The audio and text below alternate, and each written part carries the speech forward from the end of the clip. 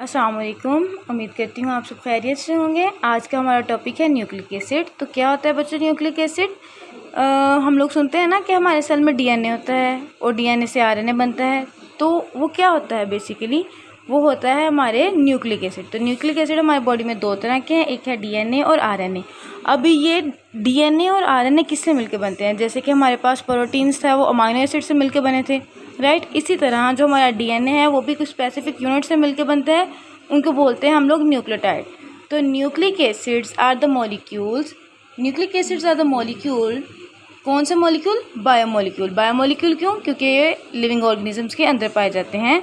Date are composed of unit called nucleotide. तो अब nucleotide क्या है? न्यूक्लियोटाइड की जो एक न्यूक्लियोटाइड होता है उसके तीन कंपोनेंट होते हैं। Nucleotide is made up of 3 components. The first one is the pentose sugar. Pentose मतलब 5 कोनों वाली शुगर। ये दो तरह, जो अगर तो हमारे पास डीएनए होगा तो उसमें डीऑक्सीराइबो शुगर होगी, और अगर हमारे पास आरएनए होगा तो वो राइबो शुगर न्यूक्लियस होगी। पता ही होता क्या है, होती तो दोनों में 5 कोनों वाली हैं और होती भी राइबोज और डीऑक्सीराइबोज शुगर ही हैं। पता मसला कहाँ पे होता है?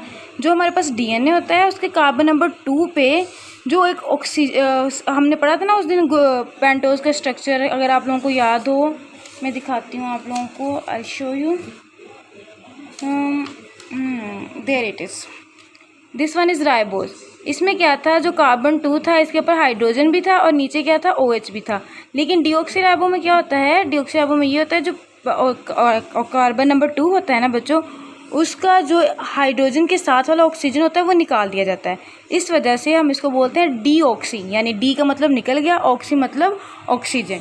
तो डीएनए में जो पेंटोज शुगर होती है वो डीऑक्सीराइबो न्यूक्लिक एसिड को इसलिए कहते हैं कि उसमें शुगर और डीऑक्सीराइबो होती है, ठीक है। कौन कौन से कंपोनेंट हैं? The first one is the pentose sugar, the second one is the nitrogenous base, और the third one is the phosphate group. आप लोगों को क्वेश्चन भी आ सकता है, what are the components of nucleic acid. तो ये हमारे पास तीनों कंपोनेंट्स हैं, या फिर इस तरह से भी आ सकता है, what are the components of the nucleotide. तो आपने ये बताना है। और आपने अगर आपको ये लॉन्ग के लिए क्वेश्चन आता है, पहले स्टार्ट से ये डेफिनेशन लिखेंगे, देन कंपोनेंट की हेडिंग देंगे, ये कंपोनेंट्स लिखेंगे, उसके बाद स्ट्रक्चर की हेडिंग देंगे। तो इस तरह से आपने स्ट्रक्चर भी बनाना है। पेंटोज शुगर यानी 5 कोना वाली शुगर, उसके साथ नाइट्रोजनस बेस और इसके साथ एक साइड पे फॉस्फेट ग्रुप लगा देना है, ठीक है। अक्सर औकात इसका स्ट्रक्चर भी आ जाता होता है शॉर्ट क्वेश्चन में। उससे आगे हम लोग चलते हैं अब। तो हमारे पास बेसिकली 2 टाइप के न्यूक्लिक एसिड हैं। The first one is the DNA and the second one is the RNA. तो डीएनए क्या होता है बच्चों? DNA is made of deoxyribo nucleotide, यानी डीऑक्सीराइबो न्यूक्लियोटाइड क्या होगा?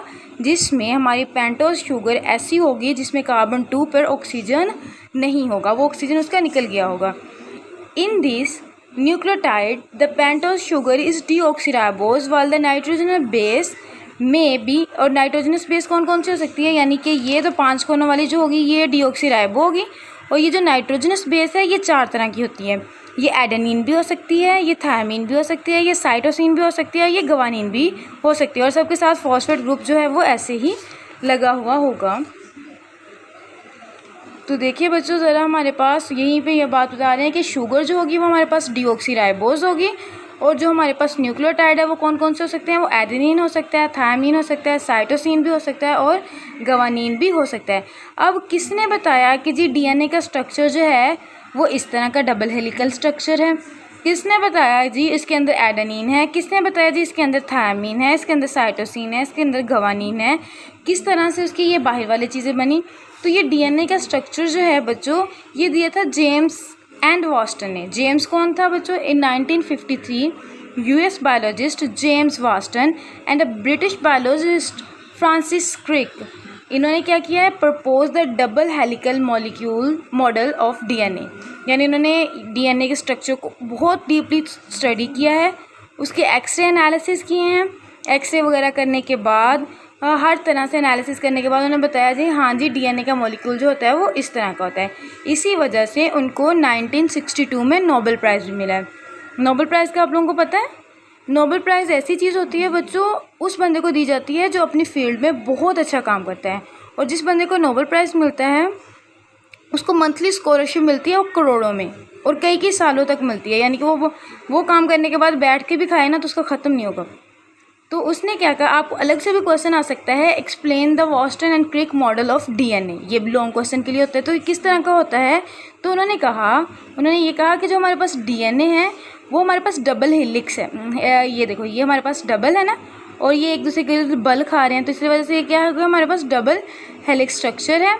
और it is made of 2 stand, 2 stand है ना, एक ये वाला स्टैंड और एक ये वाला स्टैंड, न्यूक्लियोटाइड्स के बने हुए होते हैं, 2 स्टैंड्स होते हैं।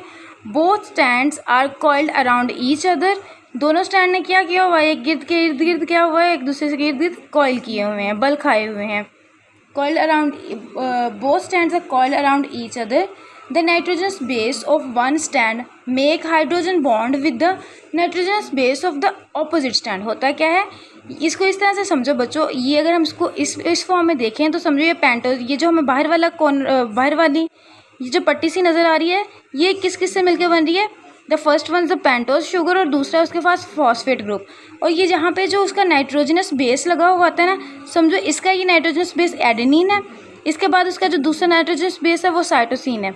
तो होता क्या है, एक स्टैंड के न्यूक्लियोटाइड दूसरे स्टैंड के न्यूक्लियोटाइड के साथ हाइड्रोजन बॉन्डिंग के साथ जुड़े होते हैं, जिसकी वजह से दोनों स्टैंड इस तरह से एक दूसरे के साथ बल खाते हैं। ठीक है, ये हाइड्रोजन बॉन्ड बनाते हैं। हाइड्रोजन बॉन्डिंग कौन सी बॉन्डिंग होती है बच्चों, ऐसी बॉन्डिंग जो हाइड्रोजन की वजह से होती है कि हाइड्रोजन के ऊपर पार्शियल पॉजिटिव चार्ज होता है और वो पार्शियल नेगेटिव को अपनी तरफ अट्रैक्ट करता है, जिसकी वजह से एक बॉन्डिंग बनती है जिसको हम बोलते हैं हाइड्रोजन बॉन्डिंग।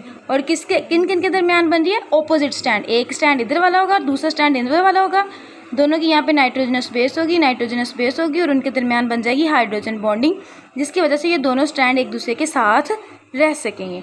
उसके बाद क्या होता है बच्चों, उसके बाद ये होता है कि जो हमारे पास पेयरिंग है ना नाइट्रोजनस बेस की, यानी कि हमें कैसे पता चलता है कि अगर हमारे पास थायामीन है तो उसने एडेनिन के साथ ही बॉन्ड बनाना है और गवानीन ने साइटोसिन के साथ ही बॉन्ड बनाना है।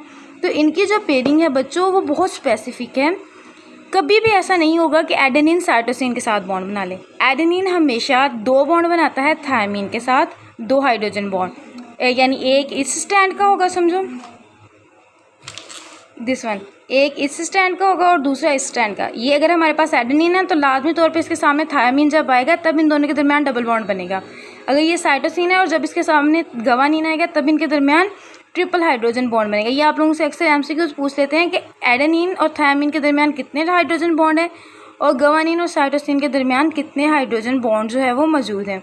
तो आप लोगों को पता होना चाहिए कि ए और टी, यानी एडेनिन के लिए ए और थायामीन के लिए टी, इनके दरमियान 2 हाइड्रोजन बॉन्ड है, और जबकि साइटोसिन और गवानीन के दरमियान 3 हाइड्रोजन बॉन्ड मौजूद है।